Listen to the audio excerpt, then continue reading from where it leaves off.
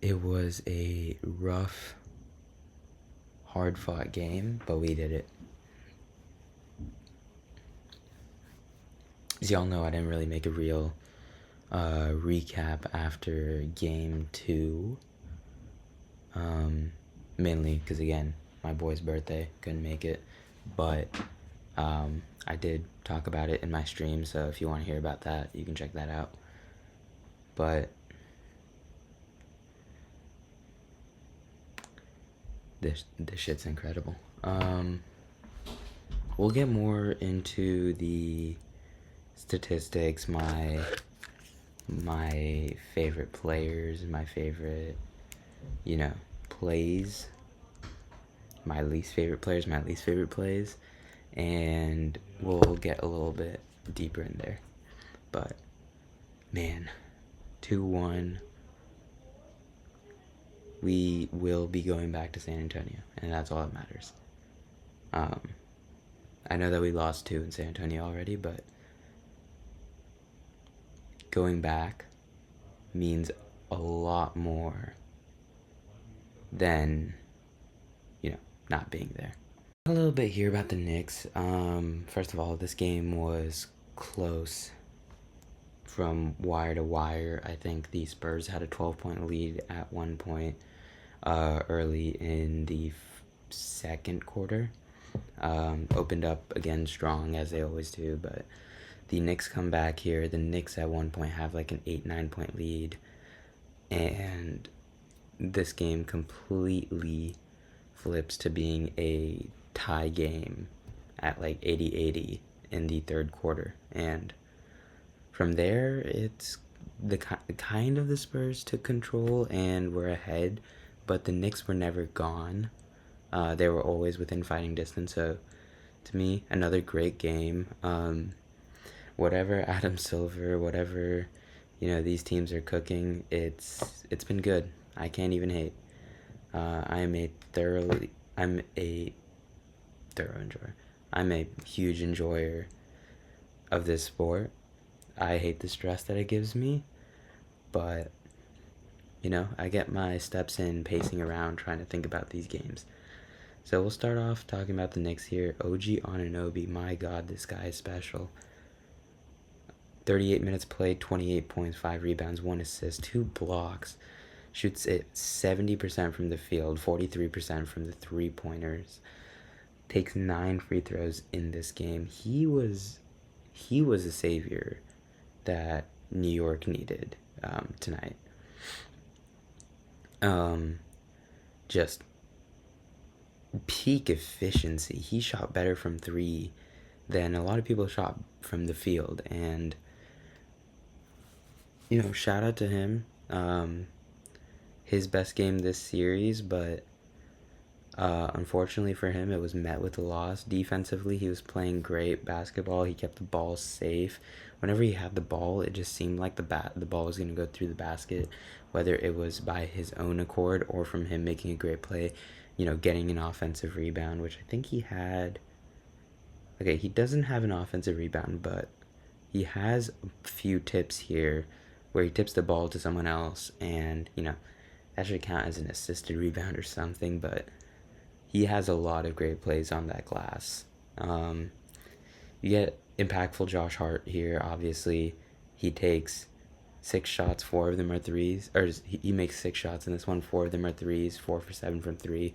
Spurs kind of leaving him open in the beginning, and then when they stop leaving him open, he's still draining them, so shout out Josh Hart. I think that he kind of slowed down after the Spurs went up on him, which I actually think is a good idea here. Not taking the bad shots because you were left open and given these easy shots. Knowing what a smart shot is, and I think that comes with the veteran presence that Josh Hart is at this point in his career. So shout out to Josh Hart for, being everything that the Knicks needed today to make this game close. Cat in this one is, I think, the main difference here.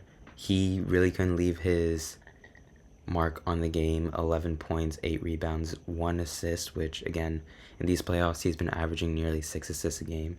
So to have this 1 assist game where he has been relied on as a playmaker, definitely is something that the Knicks are looking at and kind of scratching their heads at. They also only have 18 assists total in this game. This was a very dribble penetration, put up a shot, try to get an offensive board and play from there. As you can see today, you don't see the same kind of offensive rebounding effect from Cat. He still gets 2 of them in this, but it wasn't the same kind of thing that you're expecting from Cat. The 4 fouls obviously really hurt, but I think, and obviously this is going to be my Spurs fan bias, you know what, I'll address it right now. Yes, Wemby definitely should have gotten a foul, maybe even a flagrant for just pushing Jalen Brunson down like he did. But you want to call that, you want to then have to call the 3 or 4 missed calls on Steph Castle drives to the layup, to the basket. You're gonna then have to call, every time Wemby's hand got held, which they did start calling towards the end there. But there are a lot of fouls that are gotten away with. Obviously, Wemby's is the one that's egregious and it's big.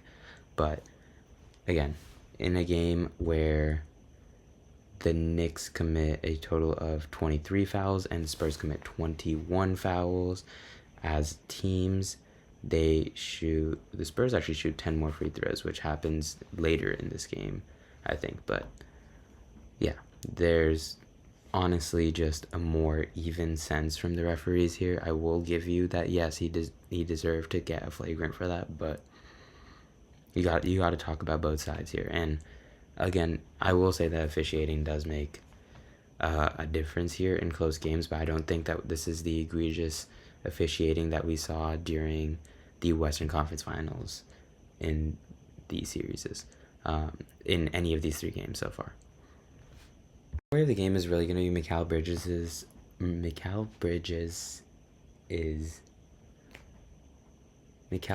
possessives offensive performance tonight, where he has 2 points, 2 assists, 5 rebounds.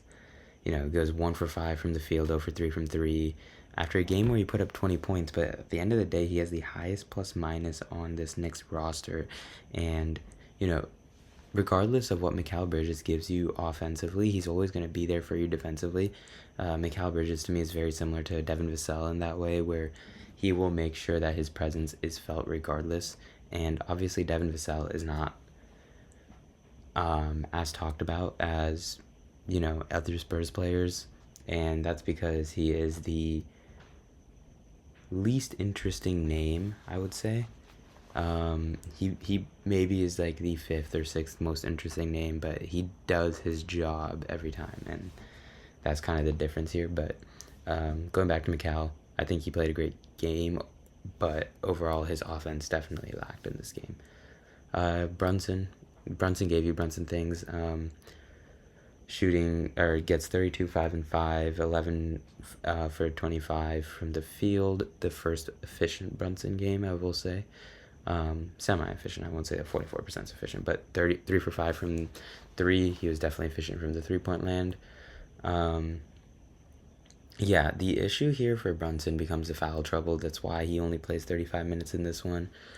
But again, 35 minutes of Brunson is still so much, and that third quarter where Brunson was basically unplayable because of the fouls, is where the Spurs make their big run, and I don't think that happens with Jalen Brunson out there. But yeah, Landry Shamet is also going to be a huge story in this one. I guess the rest of the bench is not really too talked about here. The Knicks ran really a 6-man lineup here. You do see some Deuce McBride, Mitchell Robinson minutes here, but I will say actually they did play a lot of Jose Alvarado and Jordan Clarkson. So we'll talk a little bit more there. Jalen Brunson goes out because of the fouls, and I think Jose Alvarado plays a lot of that third quarter. And he doesn't really shoot it out, or he shoots it fine from the field, but 0 for 2 from 3. Doesn't provide too much overall. Jordan Clarkson, however, where was this when you were playing with LeBron? LeBron was scraping the ever living life out of the Raptors and the Pacers and all those teams. And this guy was doing what? And he comes out here today, he's like, what, 34 now, maybe? Yeah, 34. 34 years old, puts up 10 points and 4 for 7, 2 for 2 from 3. Like, who gave Jordan Clarkson the green light to shoot 2 threes in a game? But yeah, you even see Jeremy Sochan, which shout out Spurs legend Jeremy Sochan, touching the floor in this one. I still follow that dude on Instagram, but recently his comments, the way he's been acting, may have to hit him with the unfollow. But you know, overall, the main story of this series has been the difference of help that the Spurs have been able to get on the offensive side. And I don't think that you get a real, like, bench showing from the Spurs here, but you definitely don't get it from the Knicks either, who, while the Knicks played, let's see, 11 total players? 11 players, including 10 seconds of Jeremy Sochan. So I'm going to count 10 players. The Spurs played 9. So, again, if you don't count Jeremy Sochan, not that much of a difference. But the minute difference is definitely shown drastically here, as the Knicks played 8 players over 10 minutes, and the Spurs played 7. And while it's one player, that definitely makes a big difference here in your rotations late game. Here about the Spurs, we get Champagny, who goes 3 for 7 from 3, 4 for 9 from the field. He had some interesting drives here in this one. I did see him try to pass, and honestly, sometimes when he passes the ball, I think 2 out of the 3 times that I saw him pass the ball for an assist, the announcers were talking about, like, oh, you know, like, oh, Wemby barely grabs that one, or something of the sort. You know, they were talking about, like, not specifically talking about how Julian Champagny could have thrown the ball better there, but, you know, like, sneak dissing Julian Champagny's passing, which I think has been a problem, but I don't think it's also too much of a problem if he is really the catch and shoot 3-point shooter of this team. Yeah, he has a pretty good game here offensively. Defensively, he also gets a steal. He had some pretty big impact plays throughout that entire game, so shout out Champagny. Devin Vassell in this one also shot 3 for 4 from 3. He only shot 3s in this one, which he's also become this kind of like spot-up shooter, 3-and-D kind of guy, which I don't hate, but I do think that he can offer a little bit more. But when the guys are cooking, I'll let them be. And we'll get to why I think that Devin Vassell deserves more of a role in this offense in a second. But yeah, let's continue chugging down this, because I don't want to feel too upset on a day where there's a Spurs win, obviously. Wembanyama here with 32, 8, 6, 2 steals, 3 blocks. Talks about it in Game 1, Game 2, how he was not the same player that he needs to be. He knows that he needs to be better, and he comes out here and he does that. And I could not be happier with this Wembanyama performance. Even in this game, he shoots 4 threes, but he shoots them efficiently, and I think he takes better shots. And realistically, he goes 3 for 5. Keldon Johnson, what the fuck? You nearly injured our star player. But yeah, we don't talk about whatever happened there. I do want to say, if Keldon Johnson is able to push 7'1" Mitchell Robinson, I don't want to hear this narrative that people can't foul 7'5" Victor Wembanyama, because Keldon Johnson is like a little wee thing, and Mitchell Robinson is at least 7 inches taller than him. So I don't want to hear, like, when, 6'10", so Cat, there's a bunch of other 6'10" players, but, like, you can think about, like, how Chet plays and Hartenstein played the previous series. Everyone's talking about, like, oh, but he's 7'1", he can do whatever he wants.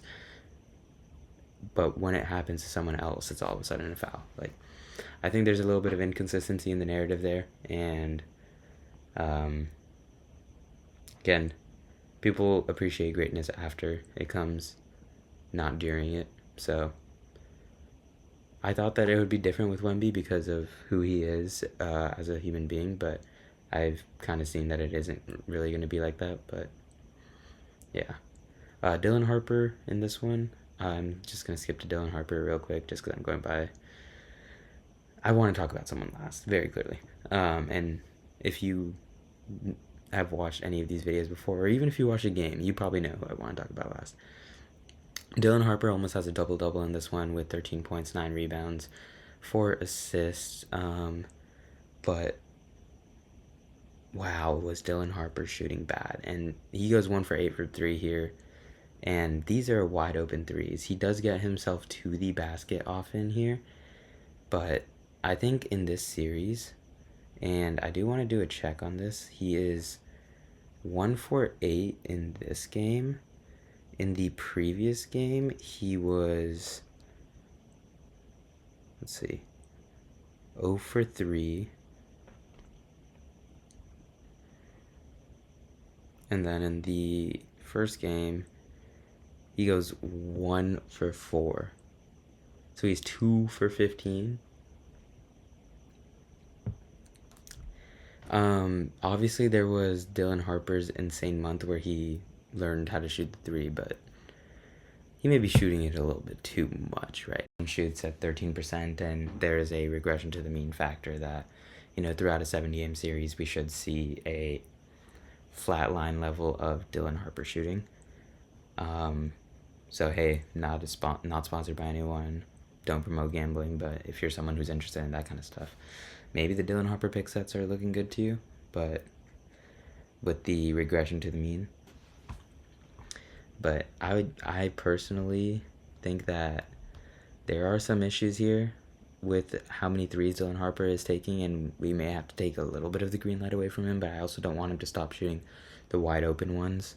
So there's that. But he still is able to make his presence felt here, and while he does have a negative plus minus, again, I'm not the biggest believer in plus minus because Keldon Johnson has a plus 14 plus minus here. I think it's very situational. It depends on the other players on the court as well. I think Dylan Harper comes out here with a more rolled out bench unit where he was playing a lot of minutes with Carter Bryant.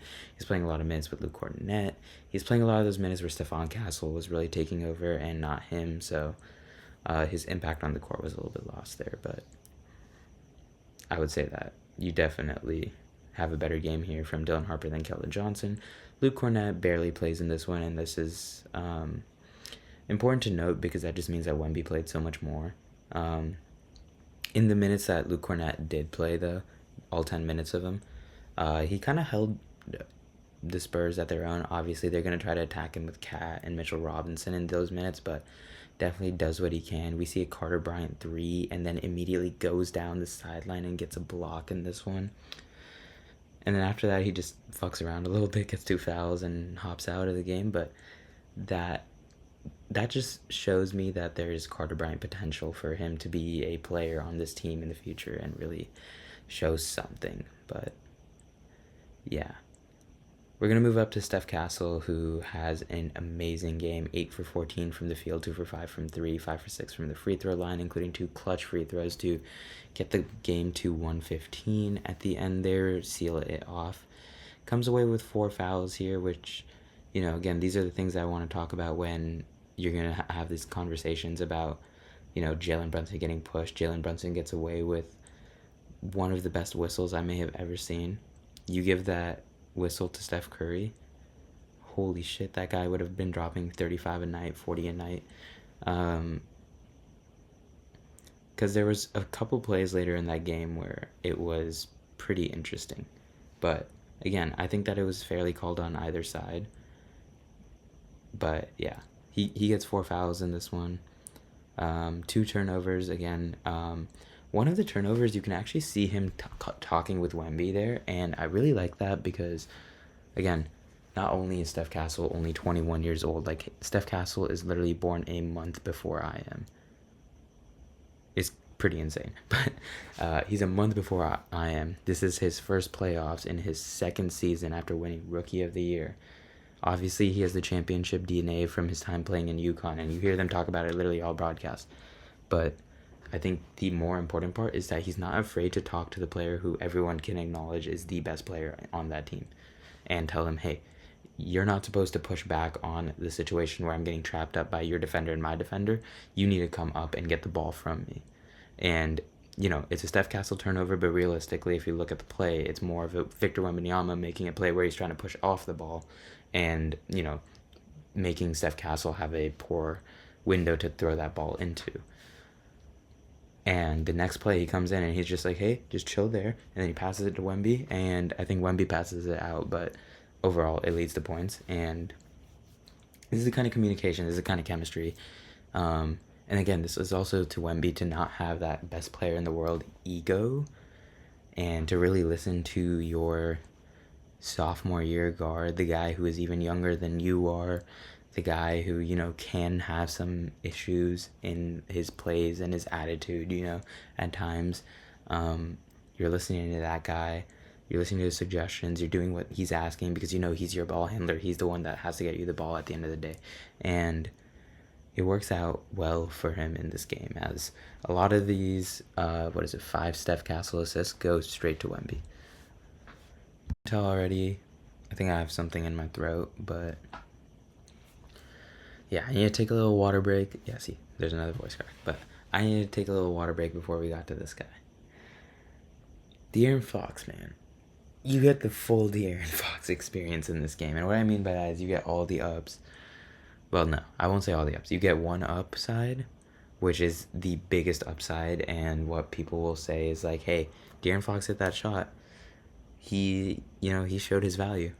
But at the same time, this is a dude that's getting paid $220 million in his contract. Respectfully, De'Aaron Fox is a great player, but I need more than that if you're getting paid that much.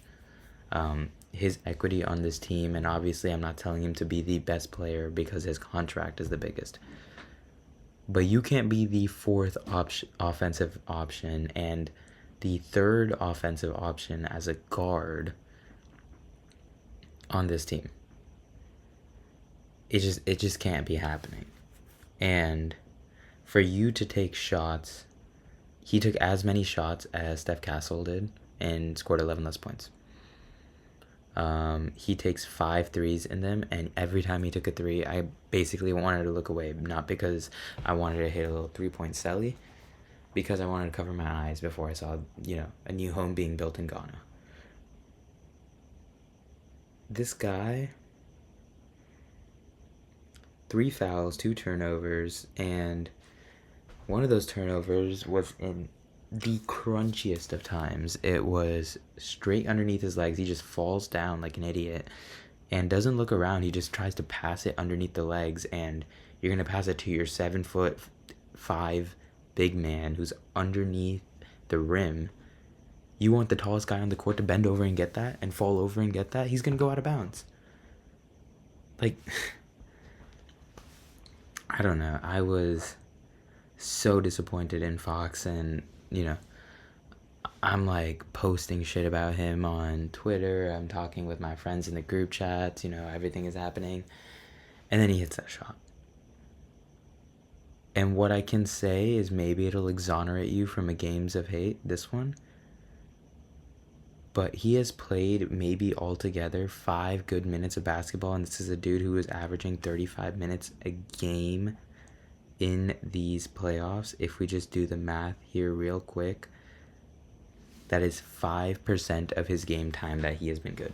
95% otherwise, he has really done nothing here.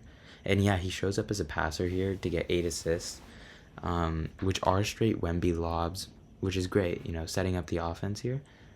But there are a lot of times where you prefer Dylan Harper on the court, even when he is playing worse, because Dylan Harper gives you a guaranteed defensive engine versus De'Aaron Fox is always going to be a liability on defense. And you see him get pushed into by Cat and everything. They get their roles, they get their switches. This is a very physical team that we're playing against, and De'Aaron Fox can't just handle that all the time. So it works out for him today. But we are going to need to see a better performance from him. Another thing I do want to mention here is our free throw shooting. We're shooting it, I guess it catches up towards the end of the game, but at one point we had shot 15 free throws and we had missed 6 of them. That's shooting at 60% as a team. The previous game, I remember seeing us shoot it pretty poorly. I don't know if that also caught up. This is not something I talked about during that live stream. But no, so in this one we shoot at 70%, 19 for 27. For a team that has so many people who can shoot the ball, especially Wemby, who has struggled from the line in this series. Steph has struggled a little bit, but I think he catches up in this. Like, he's struggled, but it's not been that much of a struggle. But yeah, Keldon Johnson especially. Keldon Johnson could have had an 11-point game. He just can't make free throws. And his playtime is slowly getting reduced, and I think that's the only reason why Carter Bryant is even touching the floor in these playoffs. It's just because we don't know how much Keldon Johnson usage we can get as a whole. We don't know how much De'Aaron Fox usage we can get as a whole.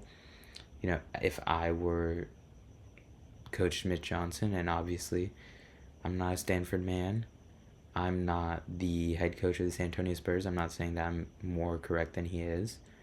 I know that he also has external pressures, including the people like the GMs and also keeping players happy with the team. But obviously, I think the Wemby-Luke Cornett situation is figured out, where you have Wemby playing 38, 39, 40 minutes a game. And then, 48 minus whatever Wemby plays, that's what Cornett plays. I like the starting rotation. I honestly don't know if you do want to be starting Dylan Harper, but I want Dylan Harper to be getting more minutes than De'Aaron Fox, and I think it came pretty damn close in this one, where De'Aaron Fox plays 4 more minutes than Dylan Harper. I want that at least even, if not Dylan Harper more minutes out there. I don't think there's anything from this game that's proven to me that I would rather have De'Aaron Fox out there than Dylan Harper. But yeah, a tight rotation where you get those minutes, obviously getting people more playtime here. You get Keldon Johnson in there for Julian Champagnie at times, yes. But again, Julian Champagnie's minutes are being split with Keldon Johnson and Carter Bryant here. And I guess Devin Vassell is kind of pulled in here as well. But I would like to see more than 26 minutes for Julian Champagnie and less than 16 minutes for Keldon Johnson. I do understand that he has the high plus-minus in this game, but I do want to see more Julian Champagnie out there because I do think that dude is automatic at times, and he's been good for us this series. Why not keep letting him shoot it? I think I'm willing to bet on the fact that in a game where Wemby has 5 assists or 6 assists, he's not a big passing big. So taking to advantage the fact that we have these games where Wemby is passing it decently, I won't say well, because there were a lot of bad passes in this game. These are the times where you want to take advantage and have all the shooters out there. And they did do that with the guards, but Keldon Johnson is not one of those shooters anymore.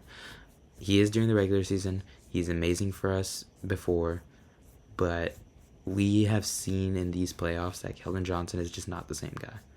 And I think at this point, I would rather not risk believing that we're going to get a sudden regression to the mean in the next 4 games after playing a total of,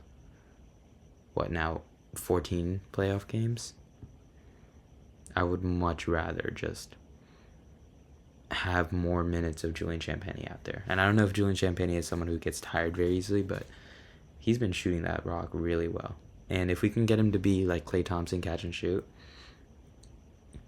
it would be elite for us at all levels. Overall, this game was a stressful one. I basically, throughout the lead in the early first quarter, kind of knew that, the Knicks were going to come back from it. That's just kind of who they have been all series, and I think they talked about it during the Game 2 broadcast.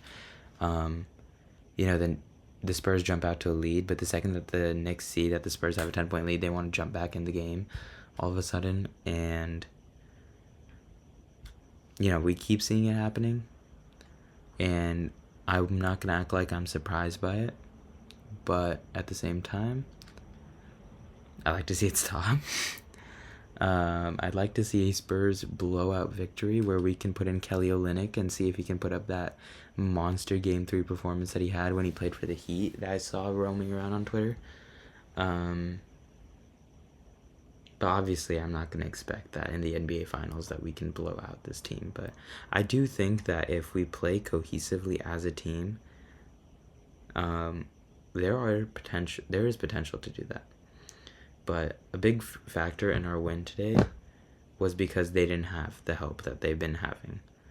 Versus, again, it's not because our help played better. I think our core guys played better, but our help didn't play any better here. So, them not having that help, even while extending their bench to 11 people, you may not see Jordan Clarkson take as many minutes next game, which is interesting to just say, especially after he drops 10 points in this one, but you may not see that. You may see limited Landry Shamet minutes in times that he is not shooting the ball well, because I think he's more of an impact player, as in he's making his threes. He wants to get back on D and play both sides of the ball. But in this game, he just looked like he was frustrated and fouling in bad situations. Each time he fouled, he knew he fouled. So it's almost as if he knew he messed up, but he just didn't care. It kept happening. And for this Knicks team to, take a 3-1 lead, a commanding 3-1 lead again.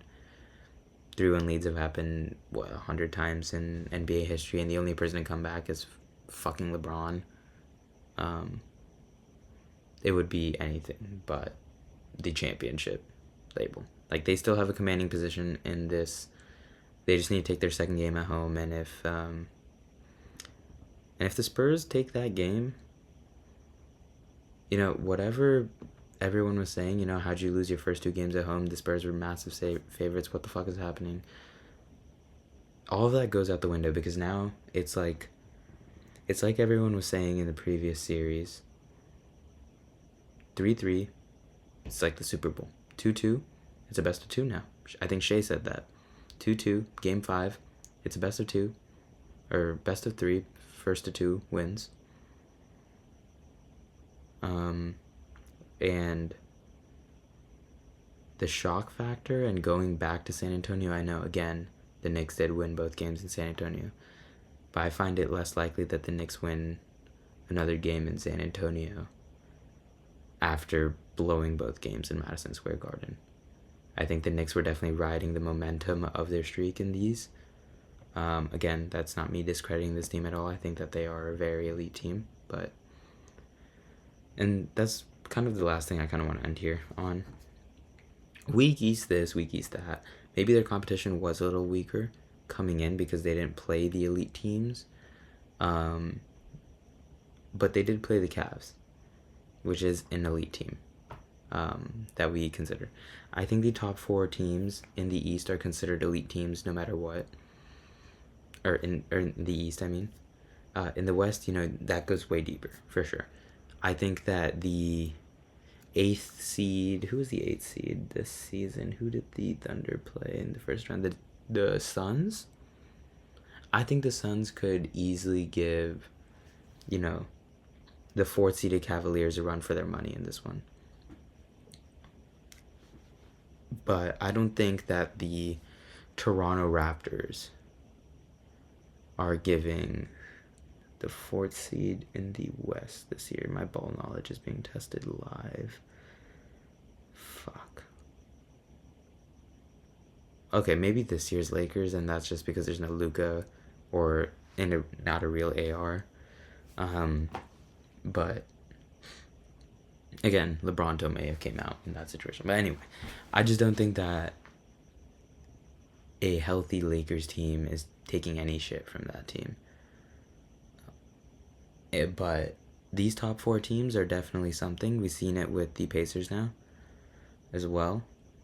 So definitely something to keep an eye on. But maybe time to start putting respect on the East. Maybe time to really be giving credit where credit is due. But yeah.